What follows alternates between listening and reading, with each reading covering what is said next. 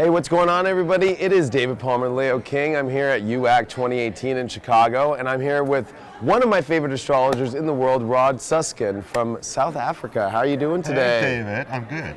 I'm so happy to be here with you today. It's great to be. I've waited for something like this for years. I mean, we met ages ago. Ages, yeah. And it's about time we had a bit of a chat. I know, it's been 6 years since I met you at the last UAC, which was in New Orleans, and I am not BSing.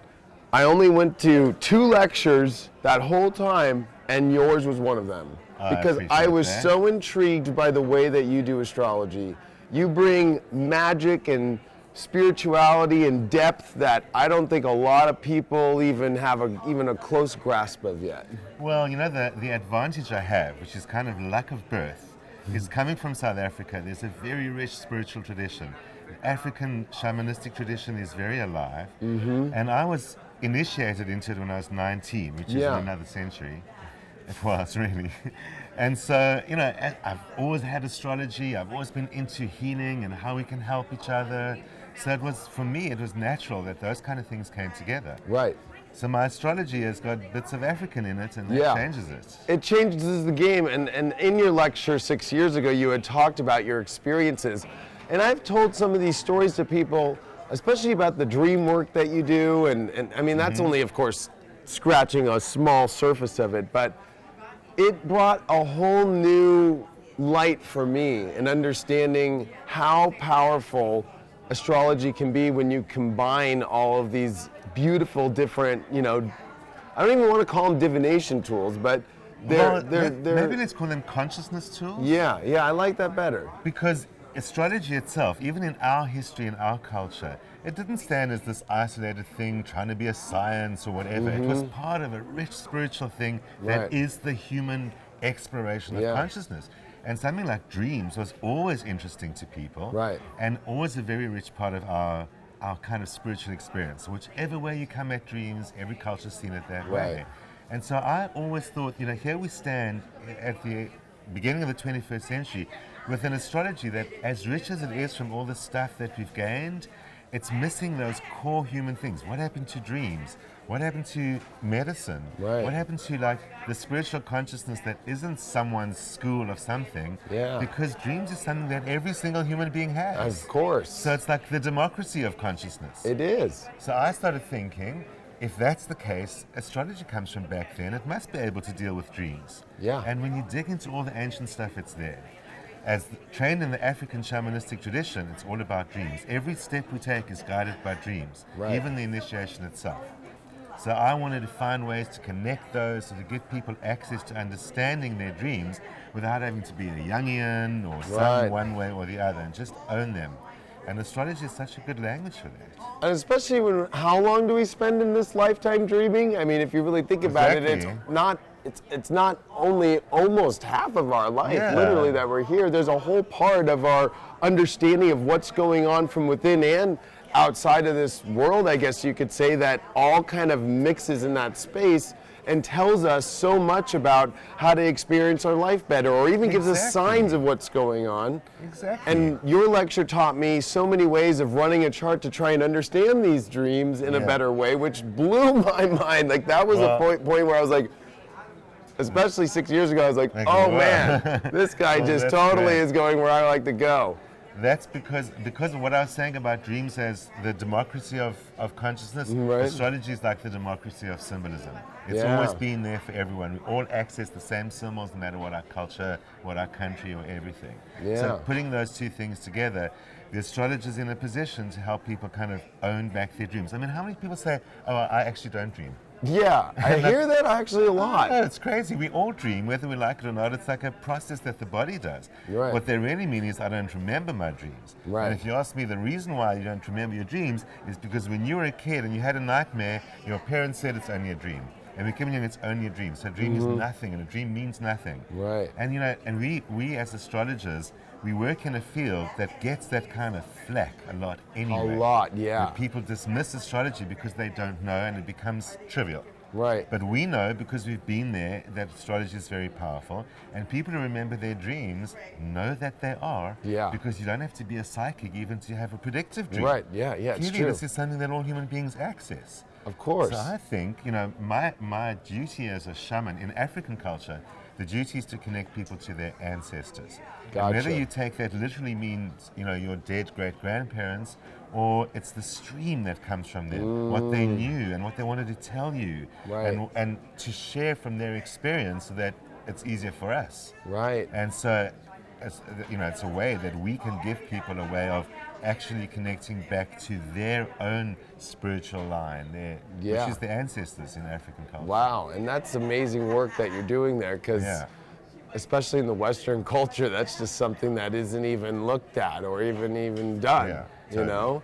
Or even, it's interesting because you're kind of a unique person, because all you hear about in this community is Eastern or Western, exactly. But this is totally different where you come from. This is from this is from Africa. This is like, I would say, the most misunderstood from East or West. You're like the hybrid. That's true. You are. Because you I know, are. The Europeans and everyone who colonized Africa came there looking for gold. Right. And actually, I think they were looking for the wrong kind of gold.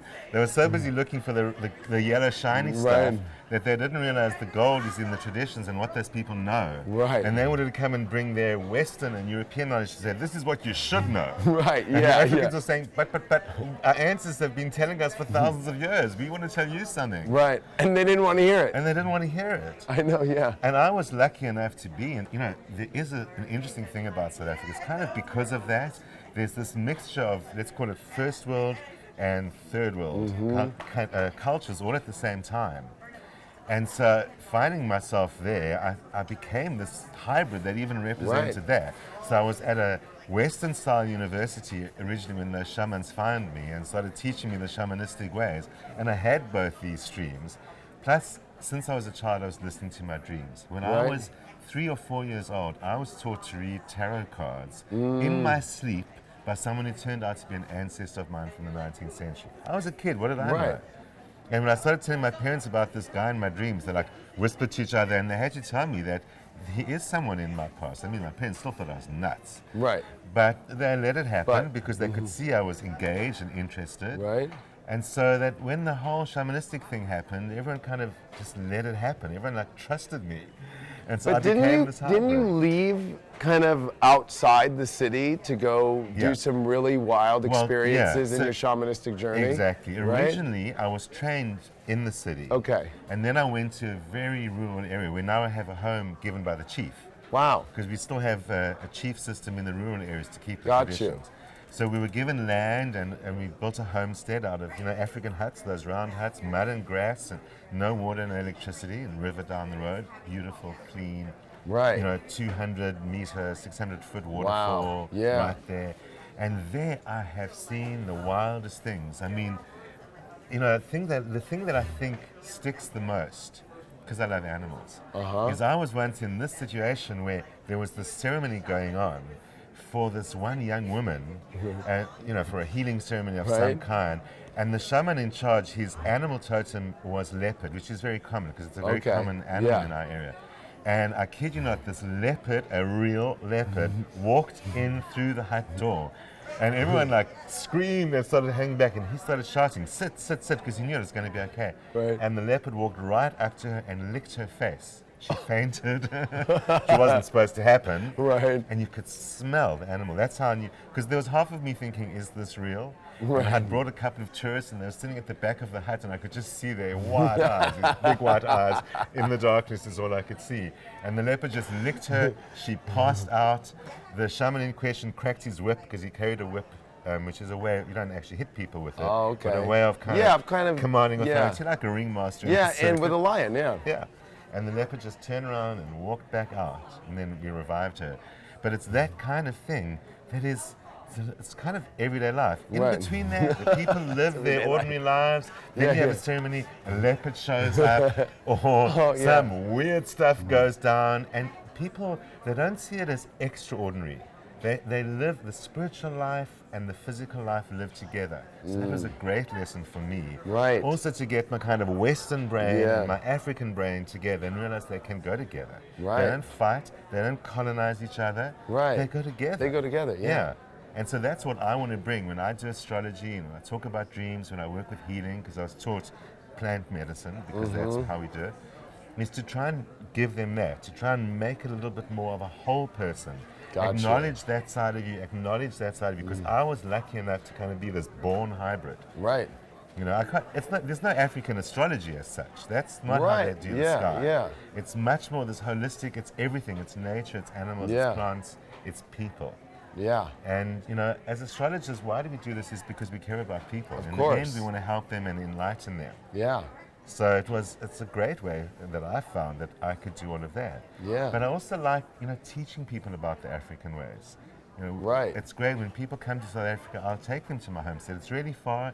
You got to like climb down a ravine for an hour and a half. Yeah, I've been on your Facebook and you've shown some of the pictures. Yeah, It's like, yeah. It's wild Africa still it's exists. like, and it's desolate too. Like you're in the middle of nowhere. There is no. I mean, it's jungle-ish. It's not desolate. Like not desert desolate way, like that, but I of mean like people. as far as like civilization, like Miles from civilization. yeah. Sometimes you can be sitting there, and so you know, to get a little personal, on the toilet. So we built a long drop. We call it the long drop with a view. So we dug a hole. Faces the 600-foot waterfall. Right. And you can sit there, contemplate the stars. You know, in South Africa, you can see the Milky Way. It actually looks like someone poured milk on the sky. It's so bright in that rural area. I live in a city, the other half of the time, but there it's like stars, waterfall in the distance, animal sounds, and you can feel that you are this tiny little speck that no human being knows that you're there because there's no one.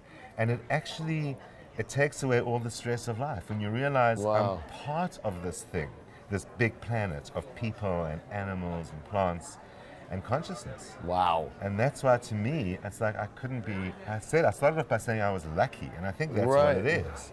But I still think that even if you don't live in an area or in Africa or whatever, the point is that we all share our experiences. Yeah. The most core spiritual idea in African culture is that I am a person only through other people. Got you. I like that. And it's kind of similar to the Western idea of treat others as you would treat yourself. But it adds this idea of identity, which is so important to astrology. Yeah, it is. And says, I'm only me because of you. Right. As long as you look at me and talk to me and respect me, and I do that to you, we're people. Right, I like that. But if we turn away from each other, or if we only worry about other things like money or this or that, we're no longer people. No, it's true. And it takes away. And when I did your lecture, actually, and you started talking about all this shamanistic African rituals that you've learned, and one of the ones that really blew my mind was how you were able to locate items based off your dreams. You've got a good memory. I'm telling you, it touched me. It really touched me. And I really mean that when I really respect you as an astrologer. I follow you on YouTube, by the way. He's got a great YouTube. You can find that, Rod Suskin. I always follow your stuff. But that lecture blew my mind because astrology, to me, it really is so powerful. We can, of course, say it is, but I'm so more fascinated with where the whole spiritual journey is. And so, like, when you were able to dive deeper into those kind of aspects, that's where I'm just... That's what I'm the most interested in, if that makes sense. It does, because it also teaches us something more about ourselves. So in our culture, we believe that, you know, to be psychic, you either have to be born that way or some weird something. Yeah, or some crazy witch lady told you that you are. And, whereas in the African culture, we will bring it out of you. And not just in any vague way. In your dreams, you have to say where something is and actually find it. That's usually specific animals. You have to say where it is, what it looks like, whether it's male or female, the patterns on its coat. So this is either real or it isn't. I know. It can be tested. And then we also, when we train young shamans, we teach them it's called searching. It literally starts off as searching. So we hide silver things because they give off light, and spirit likes light. And you hide that away, and then you tell them, okay, now find it, but you can't get up off the floor. You've got to sit there and say where it is. And in the beginning, they look at you like, what? And they have to learn to go within. They've got to learn to access the dream memory. And eventually, they can learn to say, it's in the other room, on top of the cupboard, at an angle, and you go get it. And they've got to get it absolutely 100% right every single time. And it's kind of a rite of passage, isn't it? It is, because it shifts their beliefs about who they are. Right. When they've got this narrow system that says you can or you can't do that, and it breaks this idea of what are the limits of human beings, what are the limits of consciousness, and it shows them to themselves. Right. And then the purpose of searching is to search inside people so that you can find out how to help them, and to search inside yourself so you can find out what your ancestors are trying to tell you. And that's why it breaks the boundaries of astrology even.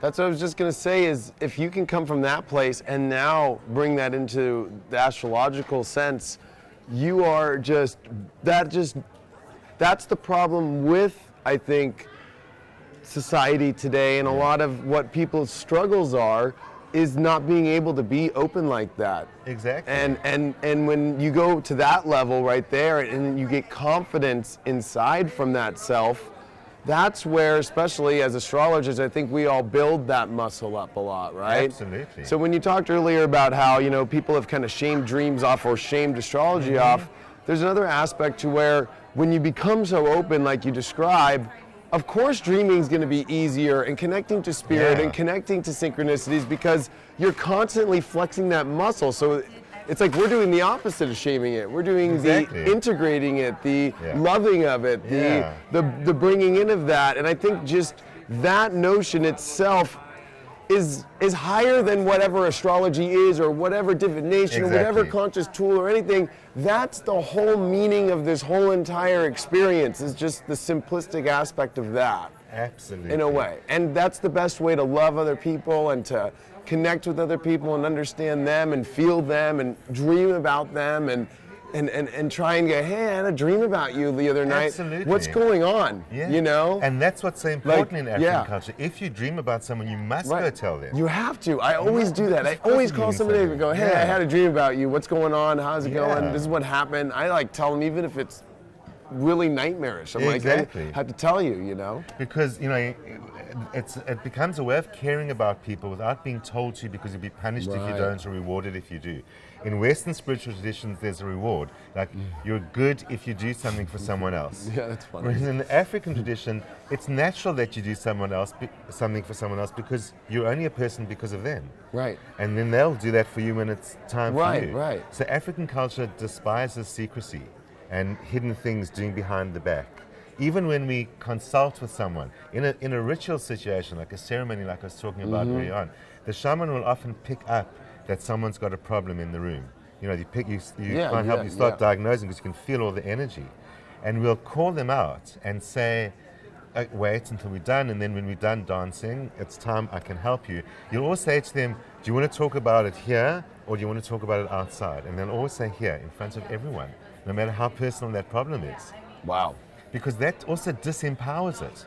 You can't think I'm weird. We all know this story. I've told everyone. You don't know my secret. Everyone knows my secret, so you can't hurt me with it. Yeah, exactly. And so it becomes this equalization of we're all here for each other. Right. So that's why if I've got the dream, I'll tell you, and I'll tell everyone what my dream was.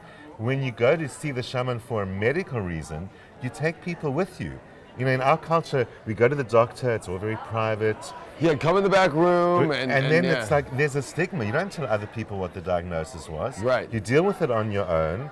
Whereas in the African tradition, you always take someone in with you so that you don't feel less than the doctor. In our culture, the doctor's got words we don't understand. He's got the coats, he's got the degrees, he's got all the stuff. You're in a room with no comfort anywhere. Absolutely. It's like totally so separate from humanity at all. Exactly. Whereas with our healing, you bring someone with you. The shaman will explain also to the other person what the problem is, so that everyone can support you.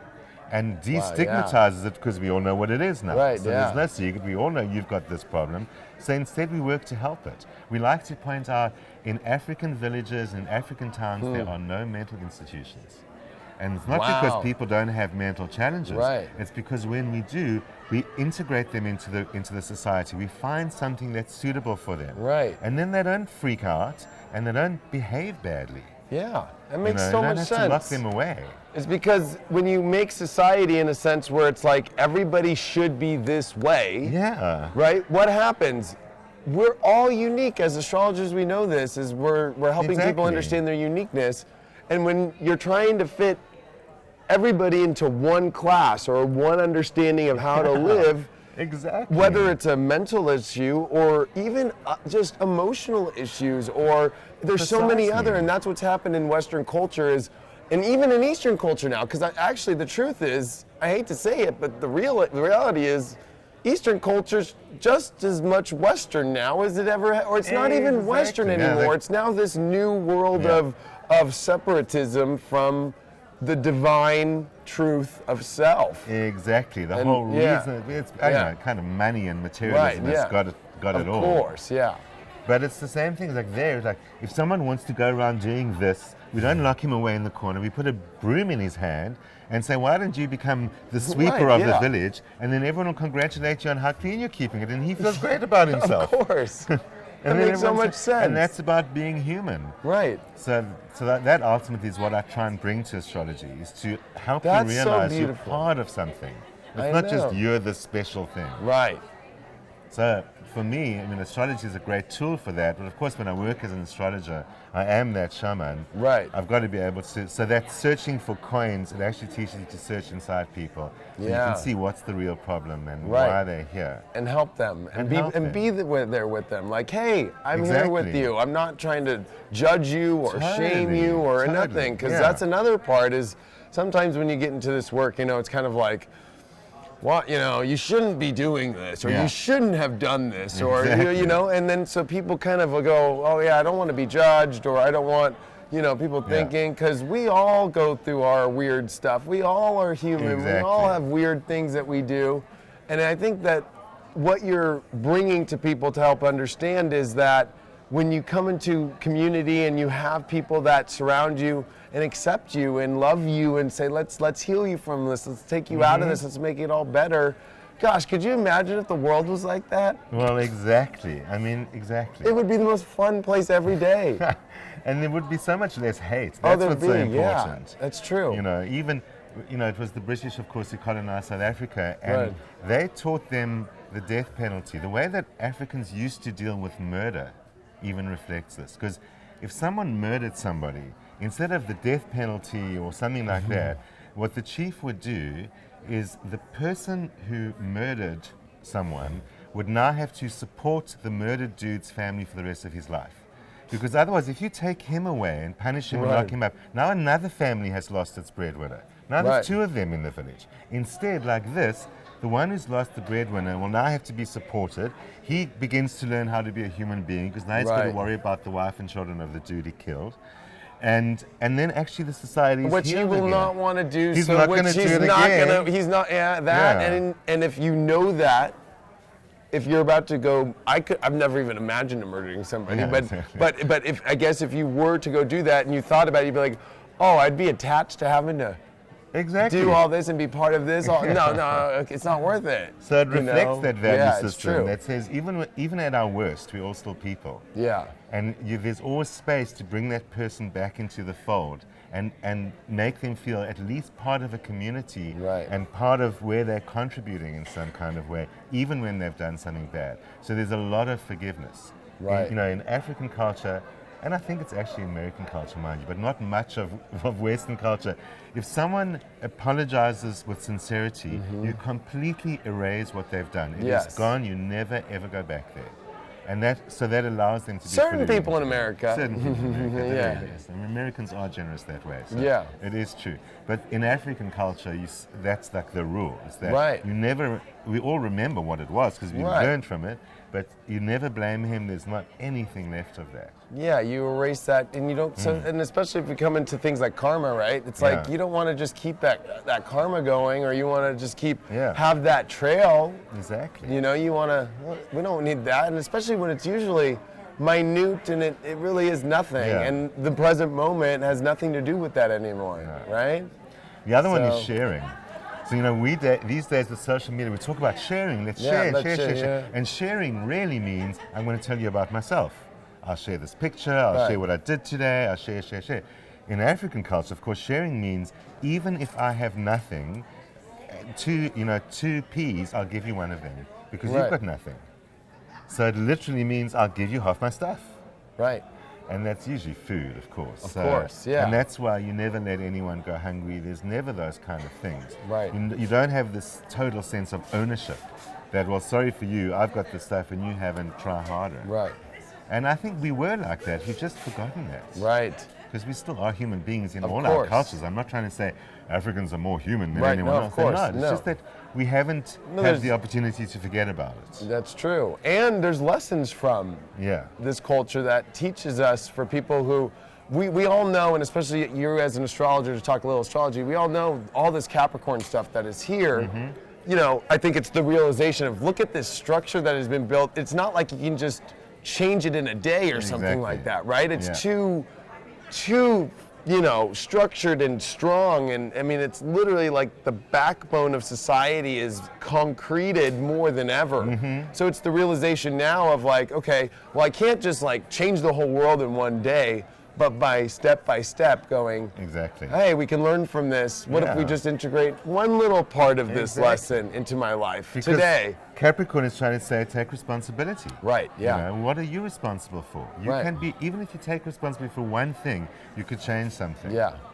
I know Capricorn always gets kind of a dark, you know, aspect of, oh, it's all about like getting to the top and greed or da-da-da-da.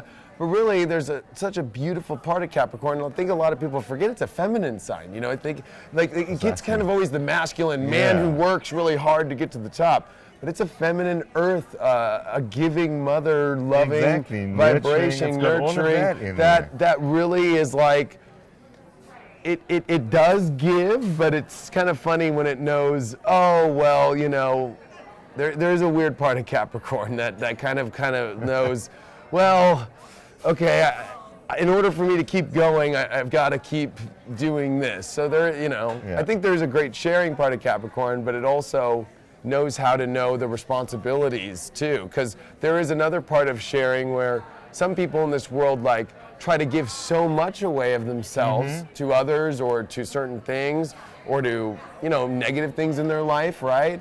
So it's a responsibility to be like, yeah, maybe that's a little too much alcohol for you, you know what I mean? Or maybe that's a little too much that you're giving all of your energy to that relationship away and you've taken away anything to yourself. Yeah. How do they do that in African culture where somebody might be on the opposite side, where it's like they're doing too much of something maybe, or well, you know, they're giving away their own power too much. Like if they had 2 Ps, oh, here's the 2 Ps. Yeah. What? I know it's a crazy question. But I know, but you know, the people will always try and equalize it. Got you. Not that they feel obliged. Right. They just recognize this person is so generous. Let's remember him. So if you gave your 2 Ps, they'll take the 2 Ps, and then later on that afternoon they'd arrive with 2 oranges. I got you. Yeah. And it's just automatic. It finds a way to always equalize itself. Yeah. I love that. So before we go, of course, your website's rodsuskin.com, right? .com. And then what are you doing now that you're excited about with astrology? What are you working on right now? Well, there is always that healer, shaman part of me is always in there. Of course. In the Western astrological tradition, we've got a great tradition of herbalism in astrology, and I want to see how we can bring the African medicines and the African ways of healing more directly integrated with astrology. Gotcha. So I touched on it with dreams, but it lands up as Western astrology still. Of course. I want to see how can we use those African-style medicines. In Western herbalism, you'll take that herbal remedy for weeks because they're mild, but still powerful. In African medicine, if it hasn't worked within 2 days, this medicine isn't working. Gotcha. You don't even pay the shaman if it doesn't work, which is also a great lesson for us. Wow. That's a very great lesson. So trying to find ways of bringing these really direct, authentic ways of healing, we can use astrology to connect them to how we understand ourselves, as Westerners, but still draw on that great ancient tradition. I have another kind of odd question because it just popped up in my head, especially about the medicine work. So, of course, we always hear in this spiritual community now, a lot of people go to, South America to go see a shaman, to go take some sort of medicine so they could go connect with the universe more, wherever, whether it's, ayahuasca or things like that. in African culture, are there different kind of rituals and different medicines that they use to connect with ancestors or to do some sort of spiritual work in that sense? Well, that's a really interesting question. So in the regular sense, like ethogens, mind-altering substances, they don't use. That's interesting, yeah. Yeah, they know about them. You know, mushrooms grow in that area. Right, all but they don't- over they Africa. don't They need don't it, use yeah. them for that. Even marijuana, they've used it as a tobacco type thing, as in a social thing to smoke. They don't Right. see it, but they don't use it as a medicine. The medicine, the trance thing is all done by dance. That makes sense. It does. Yeah. So it's all and the dancing, and there's a particular way that we dance that shoots energy up the spine. So it works, I guess, similar to the Kundalini idea, that it changes consciousness, and it completely changes consciousness. And so we it do it by draws dancing. in psychedelic experiences like Completely. a leopard walking into a room and licking the face of the person wearing the Exactly. leopard. In actual reality, where everyone can yeah, see so it it. actually creates it in the physical form, but it actually makes you wonder Exactly. in a psychedelic form, like, is this happening to me right now? That Yeah. makes a lot of sense. That's And it's cool. and it's something that's accessible to anyone, everywhere. Right. You don't have to be growing something or in a particular region or any of that Right. stuff to happen. So, but having said that, in the shamanistic training, there are medicines we use to help people remember their dreams. Got you. And we've got endless numbers of psychiatrists who hear about this, who want to know what it is because Right. people don't remember their dreams. We Of won't tell course. them because, you know, they want to take from us, they give nothing back. Right. So of course those medicines are kept secret from outsiders because also when ordinary people use them, they can have very disturbing experiences. Oh, I bet. So they're trained how to use it in a very specific way so that it only works to create dream recall. Right. So that's as far as it goes. But in the general practice, and then once you're qualified as a shaman, it's only dance. That's the magic. The dance and the Gotcha. drum. The And then, word yeah. sangoma, which is the African word for shaman, means one who invokes the ancestors by singing and drumming. Got you. Which Well, it kind of makes says it sense. all. I mean, I'm a DJ for, and that's where The I. power of music.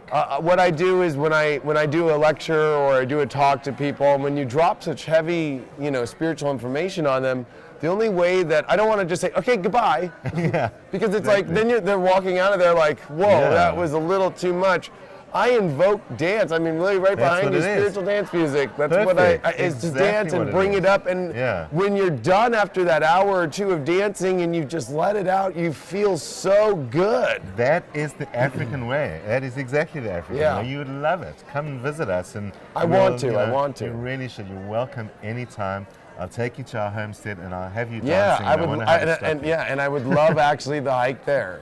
It's such a great hike. It's such a beautiful area. Yeah. And the hike is amazing. Really is. Awesome. Well, So, I thank you so much, it's Rod. I been actually great. truly love being with you. I think you're such a great man, Thanks, and I David. think You all the too. information you have to share is beautiful. I That's love great. it so Thank much. you. I'll show you the African handshake. We do that, then we do that, and then we do that again. Oh, I like that. Yeah. Thank you. Anyways, rodsuskin.com, everybody. Check him out. I've loved him for years. I know you'll love him too. Thanks, folks.